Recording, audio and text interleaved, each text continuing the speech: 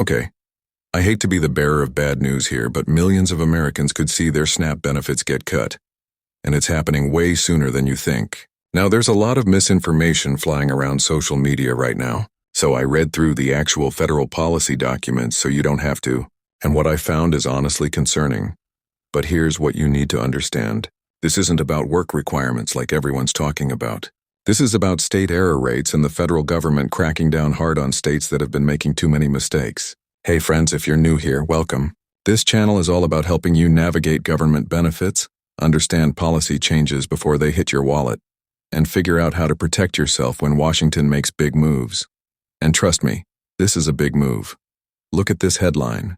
SNAP benefits will soon be tied to error rates. These states are in the biggest trouble.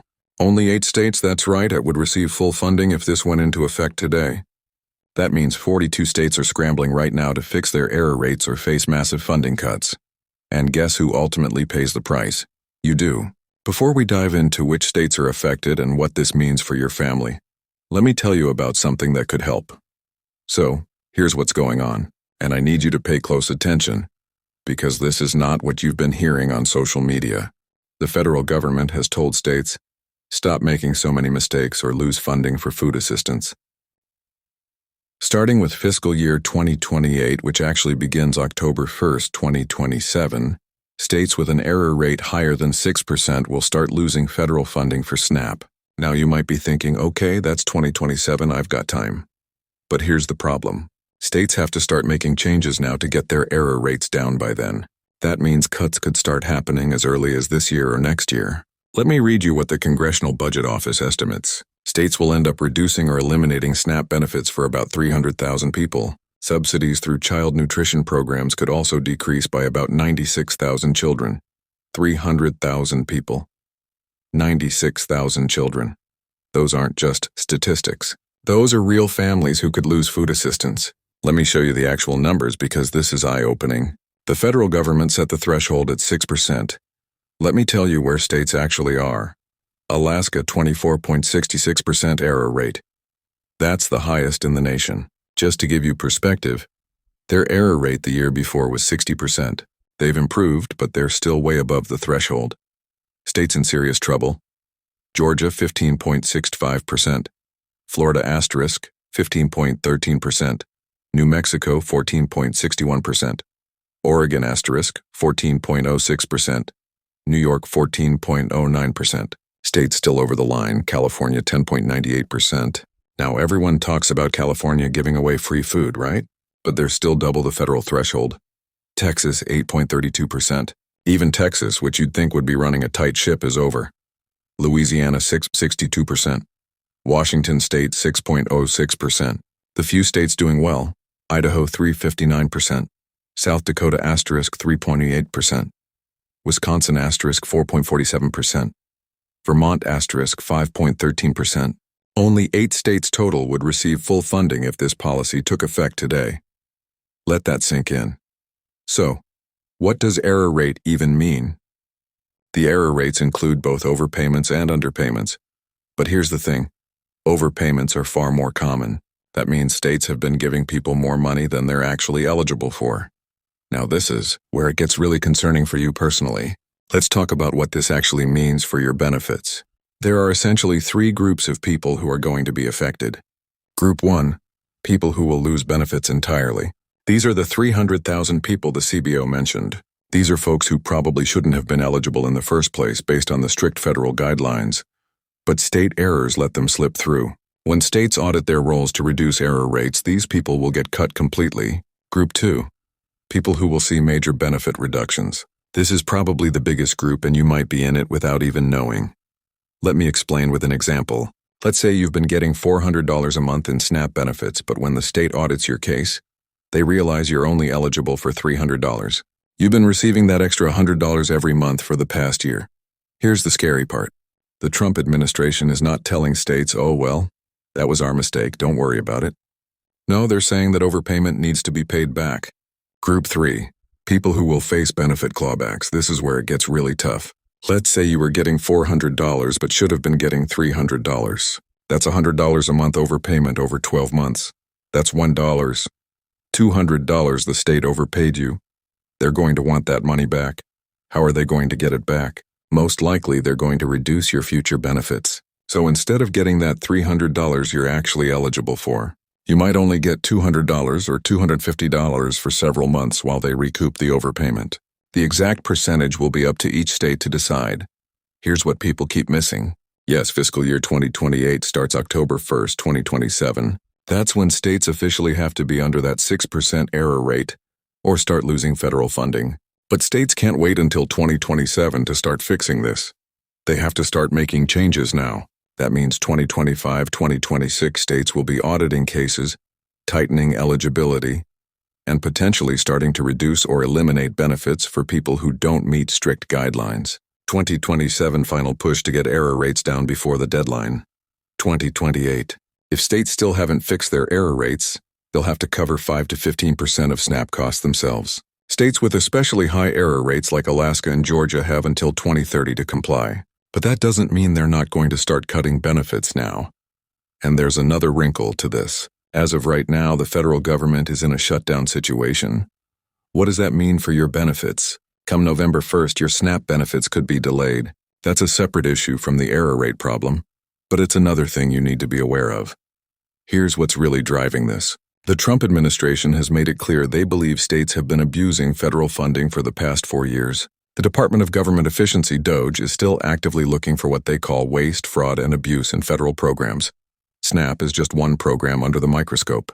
The administration is adamant that states need to return funding that's been misused, and President Trump has made it clear he's not done going after money. He says the federal government is owed. This means SNAP is just the beginning. Other assistance programs are going to face similar scrutiny. Let me be specific about who needs to be most concerned. If you live in these states, pay extra attention. Alaska, Georgia, Florida, New Mexico, Oregon, New York, California, Texas. If you're in any of these situations, your income fluctuates month to month. You recently had a change in household composition. You've been on benefits for several years without re-verification. You receive other benefits that might affect SNAP eligibility. Your case hasn't been reviewed recently. The people most at risk are those whose cases might not have been properly verified, or who might be receiving slightly more than they're eligible for due to reporting errors or outdated information. Okay, I don't want to leave you completely panicked. Let me share some things that could help. First, if you're currently receiving the correct benefit amount based on accurate information, you should be okay. The states are primarily targeting errors, not people who are legitimately eligible. Second, you have appeal rights. If your benefits get reduced or eliminated and you believe it's wrong, you have the right to appeal the decision. You typically have 90 days to file an appeal. Third, there are other food assistance programs that aren't tied to SNAP. Food banks, community meal programs, and local assistance programs can help fill gaps. Fourth, being proactive can protect you. Update your information now before they audit your case. Here's your action plan, and I'm serious. Do this as soon as possible. Step 1. Verify your benefit amount is correct. Log into your state's benefits portal or call your local office. Ask them to review your case and confirm you're receiving the correct amount based on your current situation. If there's an error, it's better to catch it now than have them catch it later and demand repayment. Step 2. Update all your information. If your income changed, if someone moved out of your household, if anything changed, report it now. Yes, it might reduce your benefits, but it's better than facing a clawback later. Step 3. Keep documentation. Save all your notices. Keep records of your reports and document every interaction with your SNAP office. If there's a dispute later, you'll need this. Step 4. Check your state's error rate. Look at that list I shared. If your state has a high error rate over 10%, expect more aggressive auditing and be extra careful about keeping your information current. Step 5. Build a backup plan. Start identifying food banks and other resources in your area now. Have a plan for how you'll feed your family if benefits get reduced. I know that sounds harsh, but being prepared is better than being caught off guard. Step 6. Look into other programs. Are you eligible for WICI? What about free or reduced school meals for your kids? What about senior food programs if you're over 60? Don't put all your eggs in the SNAP basket. Look, I need to be honest with you about something. There's a lot of political rhetoric around this issue.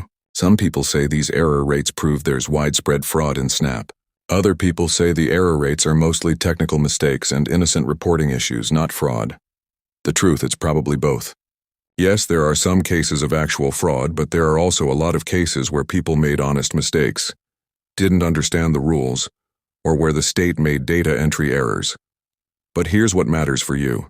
Regardless of whether the error was fraudulent or innocent, if you've been overpaid, the state is likely going to want that money back. Fair or not, that's the reality we're dealing with. I cannot stress this enough. If there's even a possibility that you're receiving more benefits than you're eligible for, you need to address it now.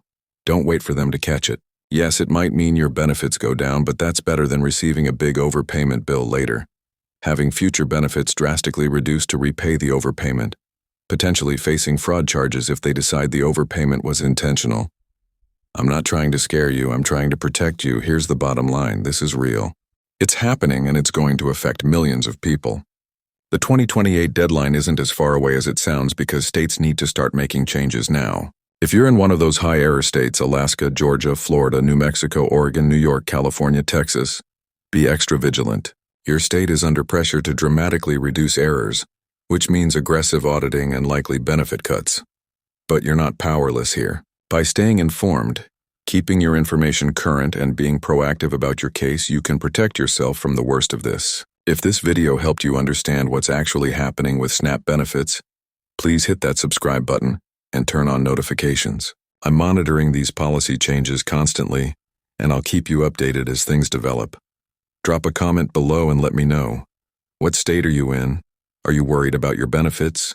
What questions do you have? I read every comment, and your questions help me create better content. Share this video with anyone you know who receives SNAP benefits. This information could literally help them avoid losing food assistance or facing unexpected overpayment demands. And remember, needing help doesn't make you weak. Being smart about protecting your benefits makes you smart. There's no shame in government assistance, but there is wisdom in making sure you're getting what you're actually eligible for and not setting yourself up for problems down the road. Stay informed, stay prepared, and take care of each other.